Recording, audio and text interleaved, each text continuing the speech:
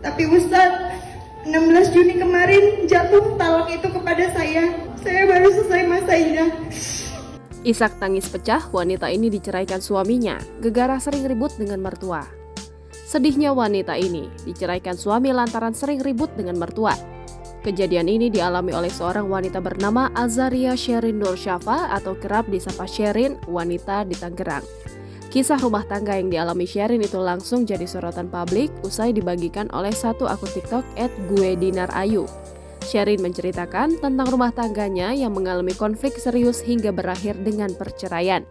Apakah saya berdosa Ustadz melawan mertua saya atau yang mencampuri rumah tangga saya?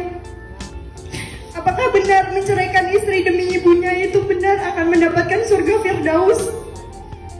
Dan apakah mantan suami saya tidak berdosa meninggalkan istri dan anaknya? Yang mana anak tersebut masih membutuhkan kasih sayang anaknya.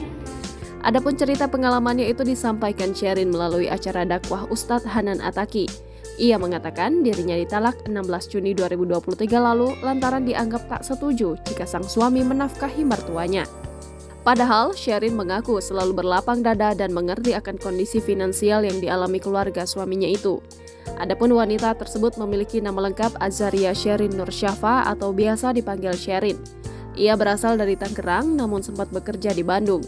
Saat ditelusuri, Sherin pernah menempuh pendidikan di Madrasah Aliyah Negeri 1 Tangerang. Sherin dipersunting Gani Hairuman pada 2 Juli 2022 lalu.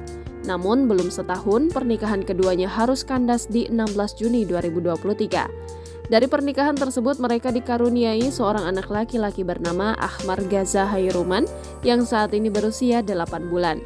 Cerita pilu Azaria Sherin Nursyafa atau kerap disapa Sherin, perempuan dari Tangerang yang diceraikan suaminya gegara cekcok dengan mertua.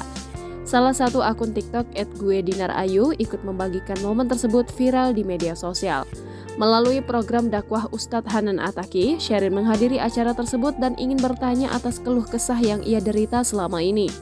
Namun sebelum bertanya pada Hanan Ataki, Sherin sempat bercerita terlebih dahulu atas perjalanan hidup yang ia jalani.